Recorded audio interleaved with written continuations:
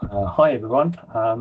So Stephen and I will be talking about the concept of admission thresholds within emergency departments.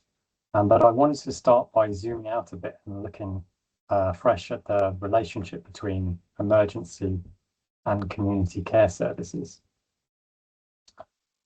So as you all know, one of the big three shifts set out in last year's 10-year plan was the shift from hospital to community. It's often called the left shift. This aims to boost the ability of out-of-hospital services to address illness before escalation is needed. All else being equal, this should, among other benefits, free up hospital capacity, making hospitals safer and more efficient, and also releasing resources which can then be distributed elsewhere. Unfortunately, we can't count on all else being equal. In fact, it's almost inevitable that if we change how one part of our complex health system works, it will affect several other parts. And in our hospital to community case, one of the parts likely to be affected will be the main conduit between home and hospital beds, the emergency department. So let's look at one possibility. So if I were to need emergency care and I went to the ED, my subsequent destination, that is whether I'm sent home or admitted to a hospital bed, is down to a decision taken by the clinician who oversees my care. So while my condition is likely to be by far the leading factor here, there's evidence that my social circumstances, the clinician's risk tolerance, and the availability of inpatient beds can all play into the decision. If the case for admission is borderline, but there's a sense that the hospital is less busy than normal and that inpatient beds are available, it might take a bold clinician to send me home. Now, every individual decision to admit or not to admit can be combined at department level or even national level to create an effective threshold for admission. That is, in general, how ill do patients need to be for them to be admitted to hospital? So putting all these ideas together, the admission threshold, being the aggregate of every admission decision, will be influenced by the factors that shape an individual clinician's decision. And this, as I said, will include bed availability. Now, if more beds become available due to left shift initiatives, we might find that inadvertently admission thresholds start to fall. That is, beds freed as a result of the hospital to community shift are filled by patients who previously would have been sent home rather than admitted. In other words, any gains in hospital capacity won by the left shift could be neutralized by falling admission thresholds. So if healthcare systems are to fully succeed in redirecting resources from hospital to community settings, they'll likely need to monitor and respond to unintended changes in admission thresholds. And so the work we did was an attempt to understand this threshold. First, we wanted to examine whether the threshold has been changing nationally in recent years. And secondly, we wanted to assess whether it would be feasible to design a tool that would let local health systems monitor thresholds within individual departments to stay informed about and respond appropriately to any changes. Right, so after that extended introduction, I'll move on to the work we've done to examine national level changes in the threshold for admission within EDs, hopefully giving you a better feel for the topic. Now, we estimated this threshold using a logistic regression model, and to give you an idea of how this worked, let's say we have a data set of ED attendances with patient ID and whether the patient was admitted or not after being assessed in an ED. And we observe that 20 in every 100 patients are admitted. So without further information at this time, we might say that the probability of unobserved patient K being admitted to hospital would be 0.2. Logistic regression actually works in terms of odds though, because the ratio of odds behave nicely when we eventually multiply the effects of different variables together. So just for reference, odds are given by the probability over 1 minus the probability. And so a probability of 0.2 equates to an odds of 1 in 4, or 0.25. Okay, now if we also have a diagnosis variable, and we use that in our logistic model, we should get a much better estimate of how likely it is that any individual will be admitted. Logistic regression will give us a weight or a coefficient for each of the diagnoses, which will tell us how strongly a particular diagnosis is associated with being admitted. For example, the effect of an asthma diagnosis would be expressed in terms of odds relative to a reference diagnosis, let's say a respiratory tract infection or an RTI. So for asthma, the model might estimate an odds ratio of 1.3, which would suggest that the odds of admission are 30% higher for a patient with an asthma diagnosis than for someone with an RTI. Now, let's say we have both year as a discrete variable and diagnosis in our model. Not only could we say in a similar way that the odds of admission are, picking a random value, 10% lower in year 4 compared to year 1, we can also say that this is the change over the period having taken into account or adjusted for a patient's diagnosis. So whatever explains the difference over time, it isn't a change in the diagnosis profile of patients. And if we were to add to the model variables such as age, whether a patient arrived by ambulance, socioeconomic status, things like that, allow us to strip out as much of the case mix effect as possible, then the odds ratios we get for each discrete year value would hopefully reflect the residual non-case mix effects, which we've largely interpreted as broad changes in clinical decision-making or operational constraints. And just one more thing to be explicit about here, because this will come up several times. If the odds of admission are, say, decreasing over time, like I'm showing here, then patients are less likely to be admitted, which implies that the admission threshold is increasing. So keep in mind the inverse relationship between the odds of admission and the threshold. I'll come back to that point again, but broadly, that's the theory behind our work. Now, Stephen and others have actually published work on the national admission threshold before. So back in 2017, they found that across England, the adjusted odds of admission via ED decreased steadily and substantially between 2010 and 2015. That is, the odds of an ED patient with specific characteristics being admitted were 20% lower in 2015 than they were just 4 years earlier. And to reiterate, lower odds imply increasing thresholds. So all else equal, a patient has to be sicker to be admitted from ED. Okay, so while that 2017 paper used the old A&E data set, our updated analysis used the more detailed emergency care data set and looked at attendances between April 2019 and March 2025.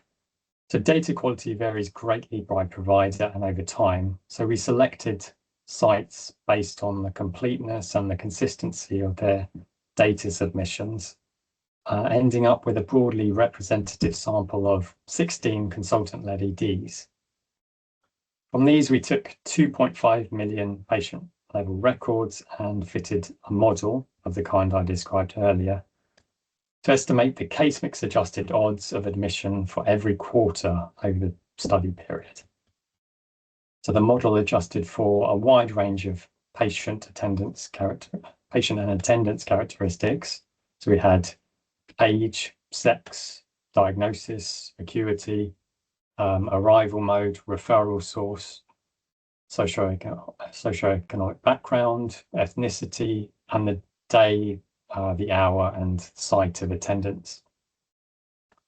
We were interested in the model coefficients for every quarter over the period, as I said, having stripped out as much of the case mix effect as possible.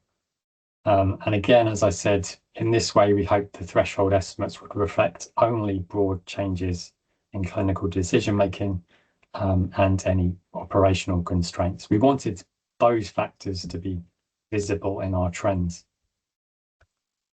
Right, so here I've set up axes with time on the horizontal and case mix adjusted odds of admission on the vertical.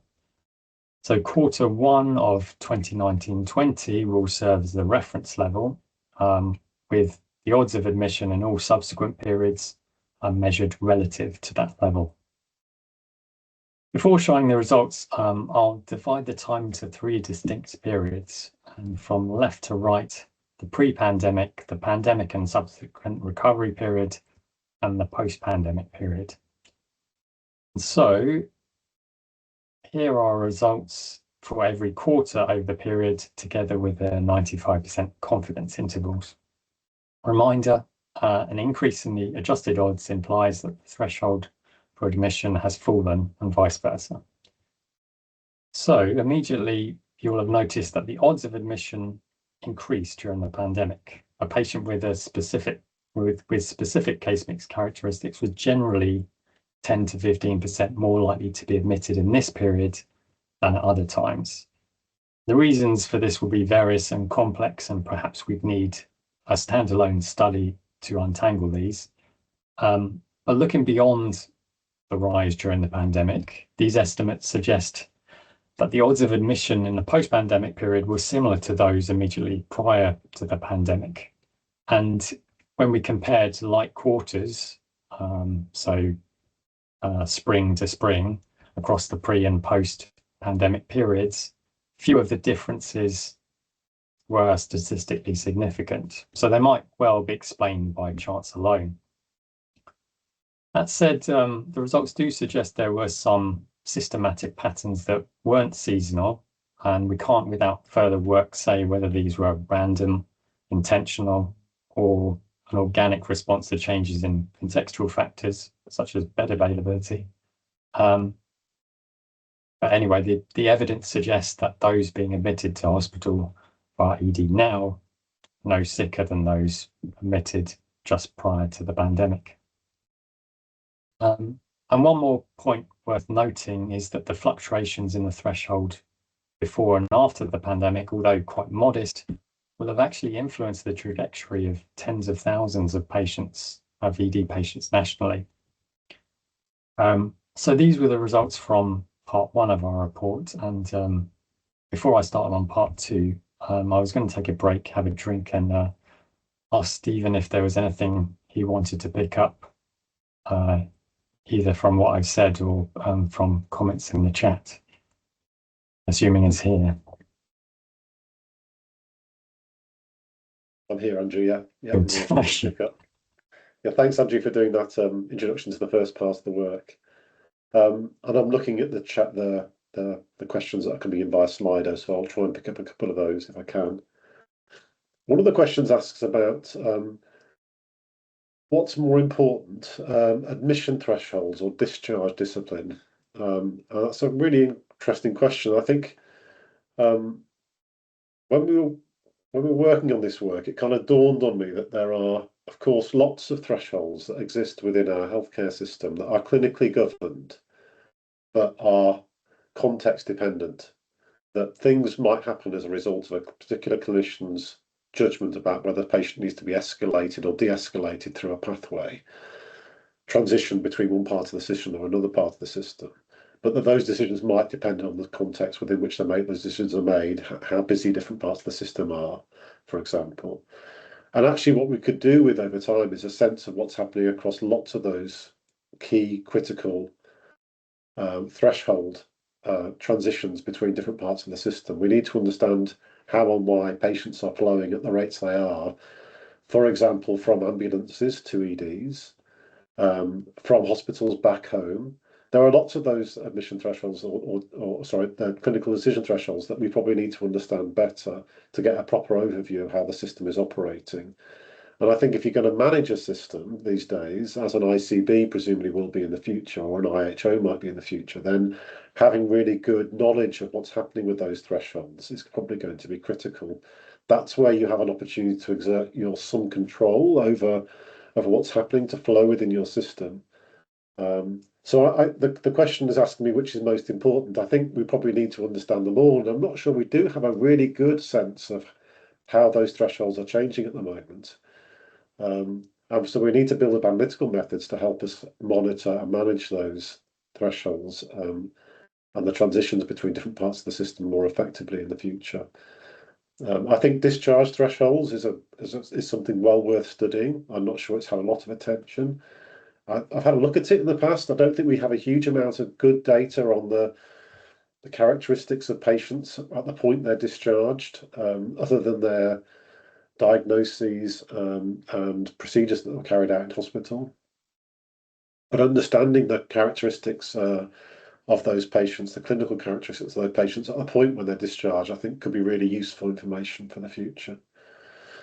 There's a question in the chat as well about an inevitable question about SDEC.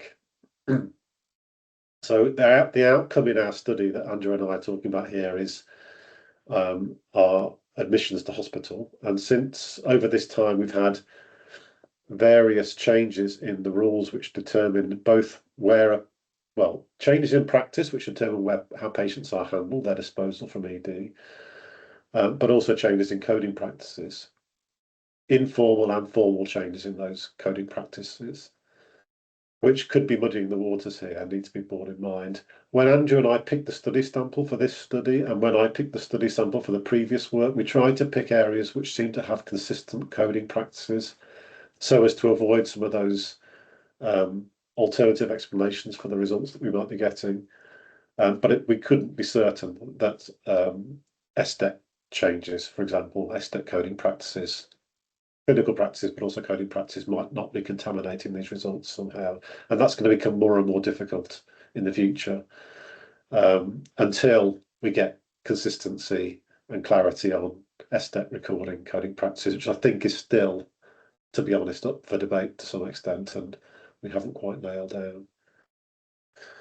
I'm just going to see if there's one more question I can quickly look at, and then maybe hand back to Andrew for the second part of the presentation, if that's all right.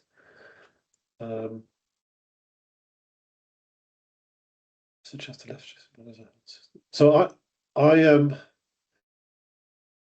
not sure at the moment whether people are managing this threshold actively.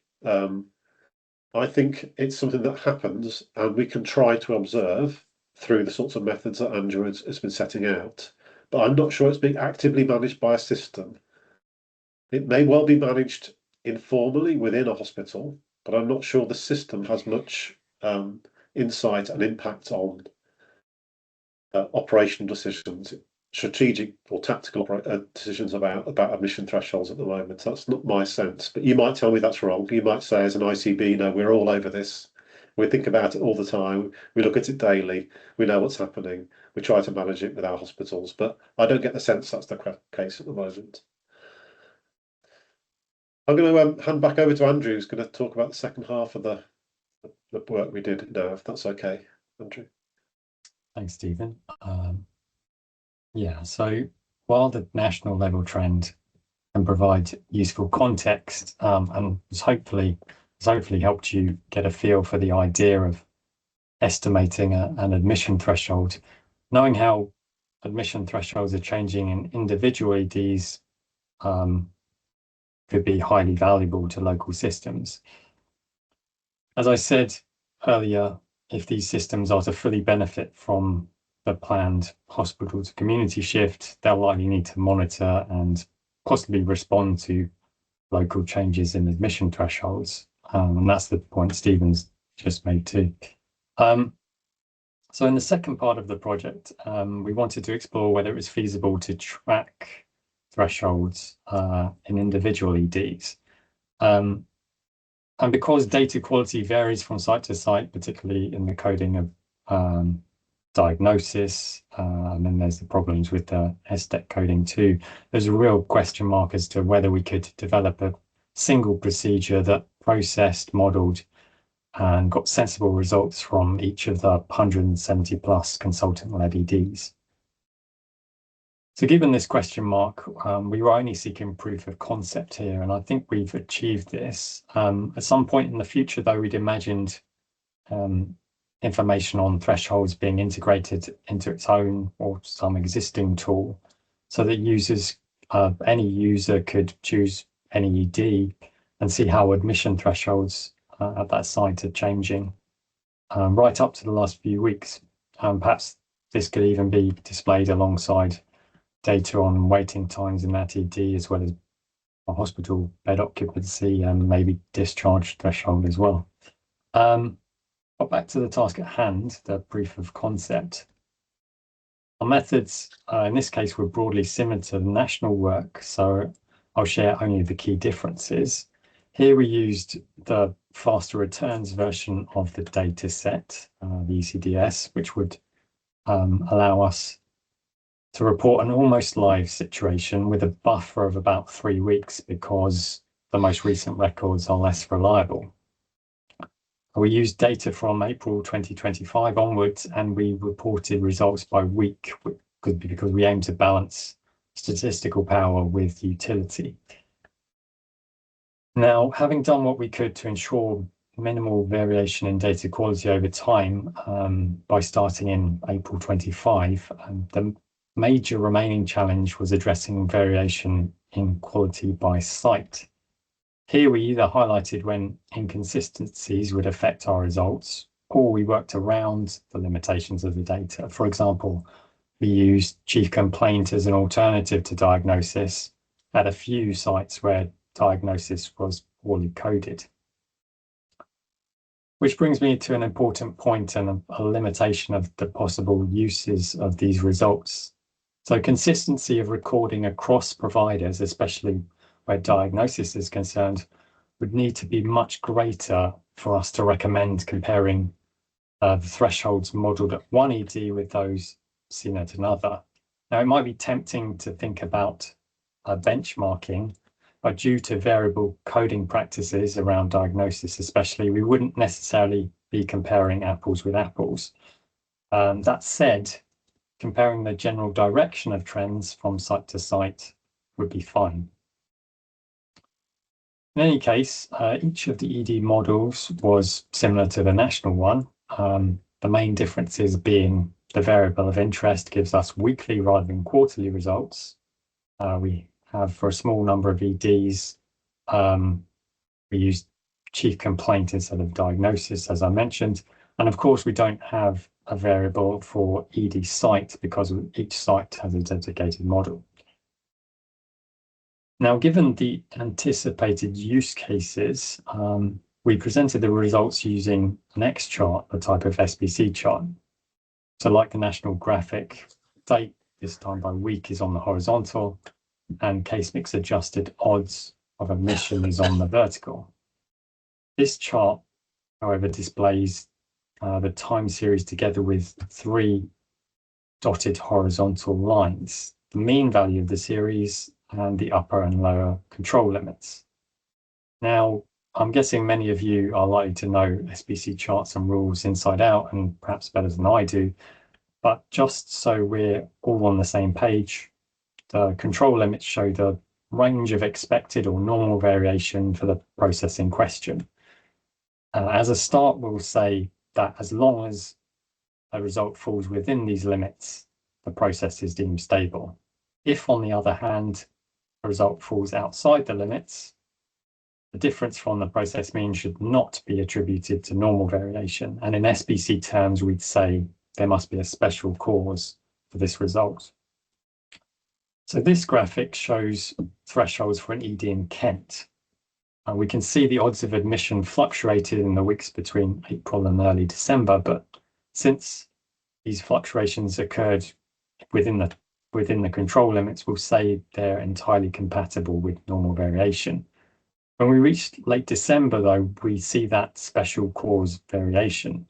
Now, the majority of other EDs actually displayed normal variation over the holiday period. So what is going on for this ED?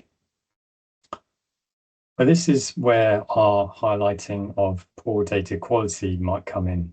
Briefly, I mentioned this earlier. So recording practices from week to week within some EDs can be inconsistent.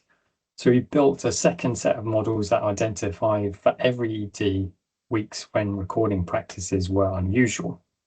So these models were identical to the main models, but for a couple of extra terms, which are detailed in the report. I won't go into that here. And if we highlight the results of these checks on our plot here, we see that coding inconsistencies were flagged in the last few weeks of the series. And in this case, we should certainly question the validity of these data points, and we might wish to run the model again at a later date once the underlying data have been refreshed. Right, now to revise a statement I made earlier about the rule for a stable process, there's actually a suite of SBC rules that give us a formal means of telling when unusual factors have influenced the system or when fundamental changes to its processes have taken place.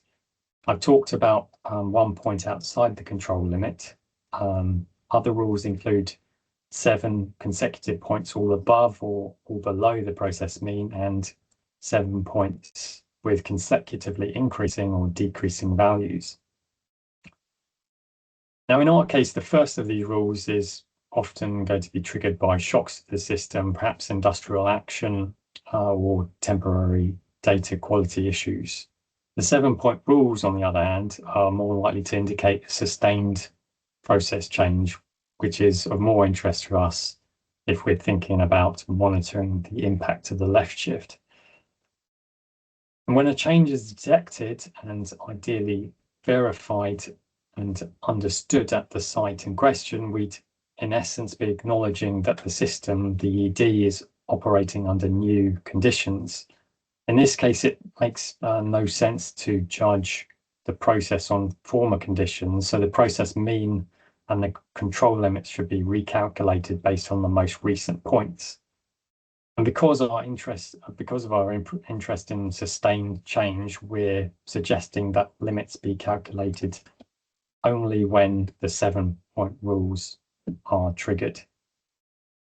This is something that could be done automatically were these graphics presented in the tool. Right, so modeling ED level emission thresholds does appear to be feasible. There will be issues for some EDs because of data quality, but we could largely mitigate and or flag these. So before I hand over to Stephen, who I think has agreed to round up and pick up any remaining questions you might have, I was going to pick up a few loose ends. Firstly, falling admission thresholds aren't automatically bad. There's no target level, and arguably the goal, as we've mentioned here, is visible and managed threshold change rather than preventing change per se. I think Stephen's picked up the point about SDEC. On data quality, I said that comparison between sites is a problem, but a modest investment in ECDS recording and consistency across sites would enable cross-site comparison for better or for worse. And finally, if thresholds do fall as beds become available from a left shift, occupancy may show no improvement even where hospital to community shift is working. So monitoring thresholds is arguably a key part of any evaluation of left shift initiatives. It's not just a local management tool. So that's everything I have. Stephen, do you want to come in?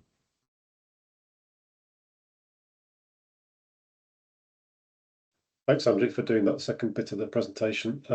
We're genuinely interested in people's reaction to the idea of monitoring these thresholds through the sorts of mechanisms that Andrew was outlining. If a tool could be made available which allowed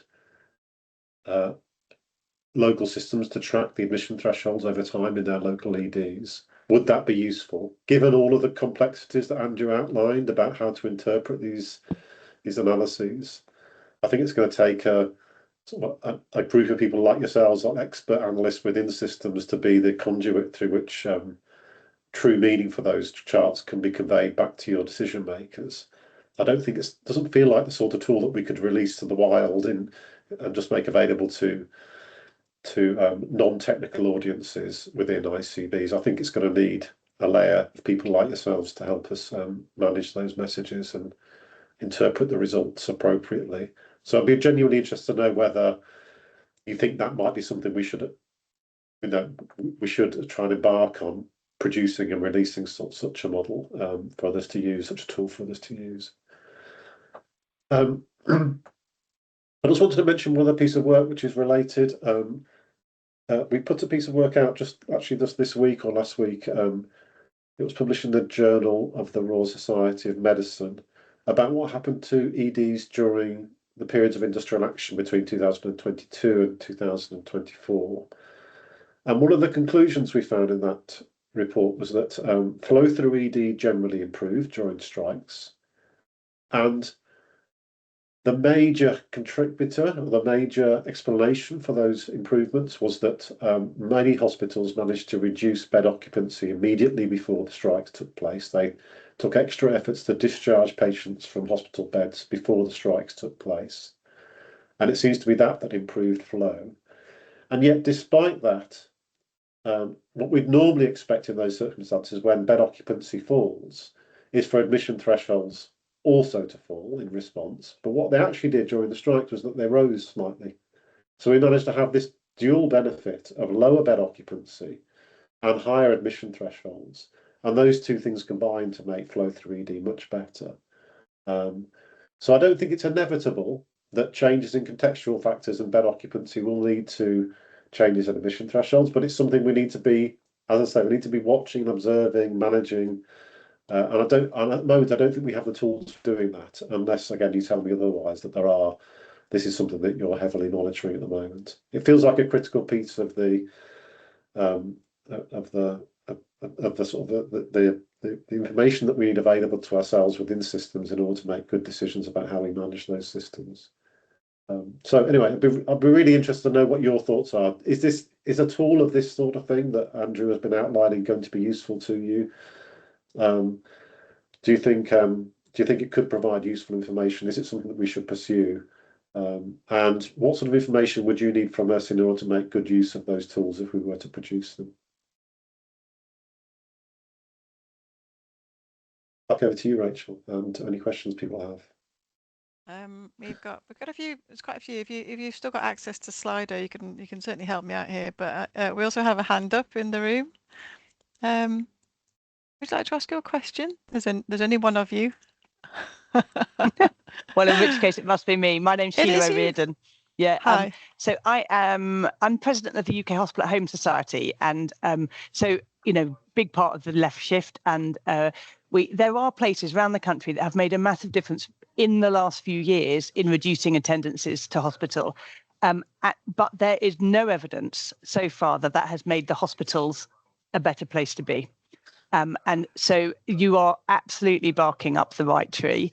Something happens, you can take out, and where I work, you took out 30% of the 80-year-olds who go to hospital, 30% of all the people most likely to get stuck, and not a single bed has been released. And in fact, our local hospital is in complete dire straits, as always.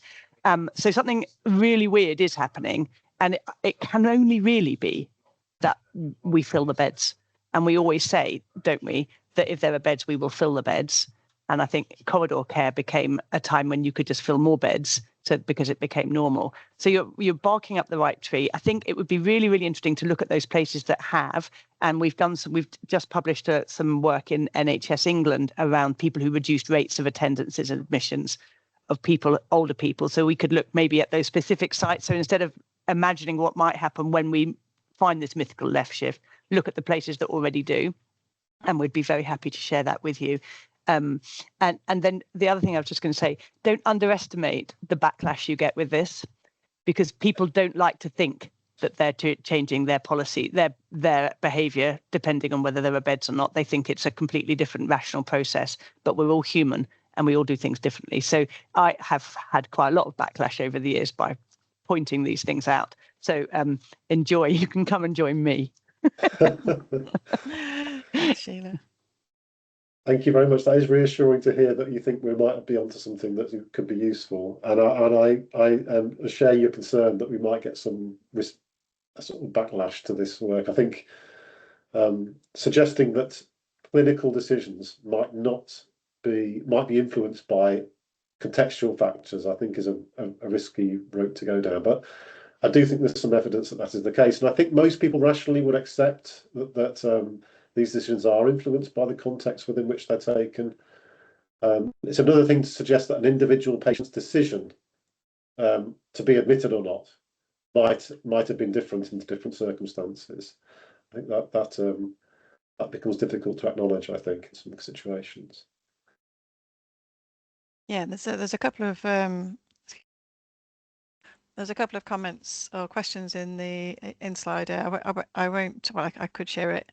For example, looking a little bit more at that context, doing some sort of qualitative work if it doesn't exist already around sort of understanding sort of the individual's behaviours given those set of circumstances, the human factor, and sort of getting sort of under what that actually means and what impact that can have. So that's a very sort of, that would be a sort of a deep dive onto sort of personal individual circumstances, and also some queries around workforce, and so more collectively around certain cohorts within a trust. And I guess that there is that behavioural thing is probably trust or sort of department specific as well. There'll be some sort of characteristics which are sort of similar, and you wouldn't do something which is radically different to your colleagues potentially. But yeah. So there are plenty of other points on Slido, so I could share my screen if that's helpful, just to pick a few of them out. I just need 5 minutes at the end, so we've got a good five. I can't count. I've got a good 5 minutes, 10 minutes in fact before I kick you out. I'm only joking. Before I want to say a few words at the end as well. So if I just share my screen. I'm tempted that for you to choose some Stephen and Andrew, because there are quite a few, but if you'd prefer, I can select them. I'll pick one or two then. Maybe if you have a look at the other ones as well. So the issue about flow improved because consultants come in during strikes. Yeah, absolutely. I wouldn't want to counter that at all. I think that's generally part of the mix here that's going on. It is quite remarkable, though, to me, that how little we know about the impact of case mix and staffing levels on ED, on flow through ED. It's largely intuited. We don't get an awful lot. There isn't a lot of studies out there that have shown the relationship between staffing numbers and skill mix in ED on the flow of patients through ED. And I think that's an area that we need to do a lot more work on over the next few years. For a long time, it's not been possible to get at that because the data hasn't been good enough at a national level anyway. Local areas might well have had that data. But I think things have changed. There's a few data sets that have emerged over the last few years. Introduction to ECDS and the staffing tables in ECDS mean that we can probably get closer to that issue. So I do think that's a really important issue. I think we should spend more time thinking about that question. We've got a lot of explanations for flow through ED and what makes it better or worse, but we don't have a complete picture of it. And I think getting a much better handle on staffing levels and skill mix and their role in flowing through ED will be important in the future. And then I'm picking up comment number 1, 2, 3, 4, which is I think a tool would be useful, but I agree it should be a tool for analysts that you can configure. I think that's the way we were thinking about it. And indeed, if we're going to take this work further, I might well ask for people to work with us to sort of trial out some early versions of these admission threshold tracker tools, so that we could go on a journey with people, making sure that we provide something that would be genuinely useful to systems and that could be interpreted and used appropriately. So yeah, at the point when we make a decision that we might try and take this forward, I think I might put a call out for people to work with us, local areas to work with us on sort of tuning and designing the front end of the tool and the sort of information that sits around it. So you've got the wider information that you need to draw on to be able to make better sense of the results that are coming out of it. It is such a shame if data quality was perfect and consistent, then it would be so much easier to interpret these trends, but you're going to need a lot of, I think, contextual information about how those things are changing in order to make sense of the results from any tool, unfortunately. Rachel, did you have any others that you thought you might want to? Let me pick some hard ones. We've already covered. Somebody else is saying that they feel the tool would be valuable. However, ideally, you'd want to see this across a wider system. So pressures in general practice. So we're looking more holistically at care in general practice and community care. Human factors and context influence thresholds and decision making. As I mentioned that before, I totally agree with that. And better understanding and data to support will help system improvement. So it's this sort of, there's a lot of anecdotal sort of suggestions about what's happening out there, which is one of the things that we're trying to, not to dispel, but we're trying to build the evidence base, I suppose, to help people to understand what we can tell from the data, what we probably need to, where the gaps are, and so on. But again, this person is saying that a tool they think would be valuable. A few votes here. If you've covered something already, Stephen, just say, make sure you're not listening. But so I think this is what Sheila was saying here anyway. So the agenda is definitely worth further work. We need to dispel the myth, if it is a myth, that there is unlimited demand and beds will always fill up. If we take that mindset, we'll never realize the potential financial benefits of left shift. That's not necessarily what Sheila was saying. It might be the opposite. But anyway, what we're trying to do is understand what the actual situation is and not the sort of supposition based on what people have experienced maybe in the past, so that we can properly understand or get a better understanding of what we're trying to achieve with left shift and so on. Just time for we've got time for 2 or 3 more. Again, so people are realizing that I'll go to the top, so they put a comment in. I probably will make note of it. So someone's saying here that the critical thing the tool should support is better flow. If flow isn't improved, little else matters. And I think this person is saying, I think we need to know the effect of frailty on admission threshold. Evidence is very strong that the biggest risk factor for being stuck in a corridor is frailty. And yeah, so that we, again, it's just building the picture. It's just building the picture with the data that we've got. We're a bunch of analysts when we use this data. So how can we use it better to understand these particular scenarios more? And then we always are left asking questions, which is where we should be. And then we may be able to fill that with some sort of more qualitative work.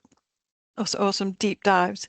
And there was I think Sheila's suggestion as well was to look at the impact where left shift has already happened more substantially, where there have been some significant services. Why won't my words come today? I mean, what is wrong with me? But so basically, where community support has significantly changed. So what has the impact of that been on their thresholds and vice versa? Yeah. Okay. There's a long... lots of interesting questions here. I'm picking out the one on frailty. Yeah. The impact of frailty on admission thresholds, and I think it's a really interesting question. So when Andrew does the sort of case mix adjustment, he's adjusting usually at diagnosis or chief complaint level, or groups of those diagnoses and chief complaints. But we don't have a group of diagnoses which perfectly align with the concept of frailty at the moment. There are published methods of identifying or assigning patients in primary care and in bedded facilities to frailty categories using the electronic frailty index, for example, or the hospital frailty risk score, I think it's called, something like that. So that essentially says, looking at the diagnoses or the events that have occurred to the patient, is there an indication this person is essentially frail, and that's what's there. That is their underlying risk, or one of their underlying risks. I don't think we have similar tools for identifying frailty within ED. We don't have ways of combining common diagnoses in ED to form an ED frailty risk. But that seems like a gap. If we were to have something like that, then it's certainly possible for us to incorporate those sort of aggregate measures of frailty risk within the models that we would develop in the future. If people are aware of those, please let me know. If you think there might be ways of assigning patients to frailty categories using ED diagnoses or chief complaints, that would be really useful to know. Okay, we can all the time. Yeah, we can put a call out and sort of to see if we can sort of refine some of the questions that we've got, and we need to explore the data in a different way, or people have come up with answers locally. This is how I do it, and so on. And of course, many of us have had personal experiences of these types of interactions in acute care as well, with relatives and friends and relatives. Okay, well, I would like to. I've just got a few points to finish off on. I think if I'm okay to share these comments and questions with you after both, if maybe you could elaborate on some of your responses, or respond to the ones which we haven't had time to go through. I don't like giving you homework because I sometimes think you won't want to come back, but there you are, you're smiling, so that's a big tick. So I will do that. Thank you so much for sharing that with us, both of you. And I need to put a form in the chat for those who can see it for the National Analyst Network. It just says if you are part of the Midlands Analyst Network, you don't actually have to fill in the form, but I'd like you to, so I can get some more information. But you have got a report on this as well that we've and I think we have some other information that we can share afterwards that people can read in a bit more depth if they want to sort of get under the bonnet of the work that you've done, and so that they can sort of absorb all of that at their own pace later on.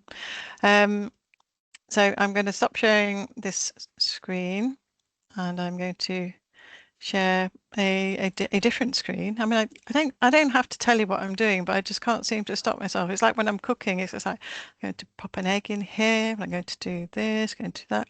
Can't seem to help myself. Anyway, I did just want to say a couple of things. And this is sort of a little tiny weeny bit of a luxurious look back over the last few years. So before I tell you a bit about the huddles that we've got coming up, I thought I might indulge in just a tiny bit by tiny bit of reflection. So I went back and reminded myself that the man actually started in April 2020. I know it did because I was there, and quite a lot has happened since then, and we've grown as a community. It was completely by accident, but people seem to sort of keep joining every week. We get more people who are wanting to join.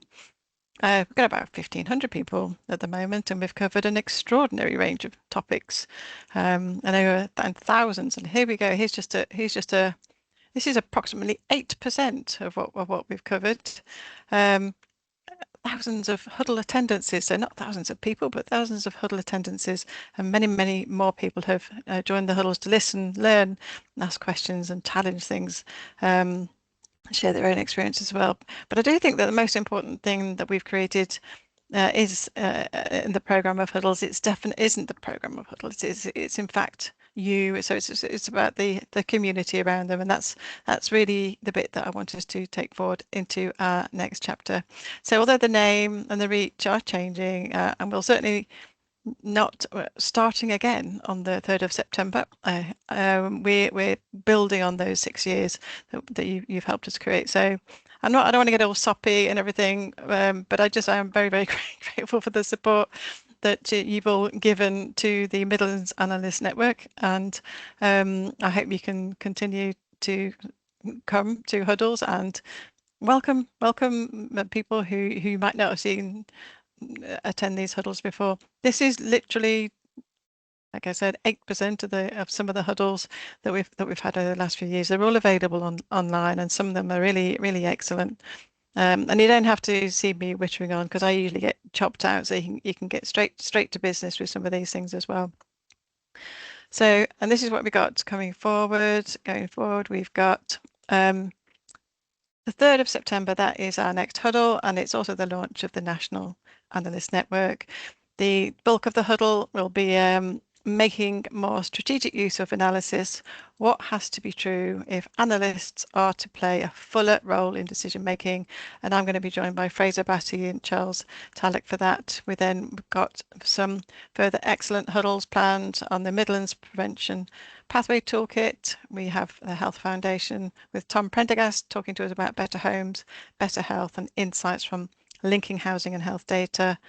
We'll be exploring workforce opportunities for analysts with Neil Morgan and Dodd Adamson, and we have all of that to come. And please do note these other events and opportunities that are available to you as well. I'll send all of these out in the link in my post-huddle email. And amazingly, I've hit on time. So for those who are still here, this is time to celebrate. But I would very much like to thank you very much for coming. Thank you to our presenters. Thank you for everybody who supported the man in the past, and I continue to support the NAN in the future. I'll pop that in the chat. So I am off to Wales tomorrow, but I'll see you again right here in approximately 2 weeks from now. So thank you very much.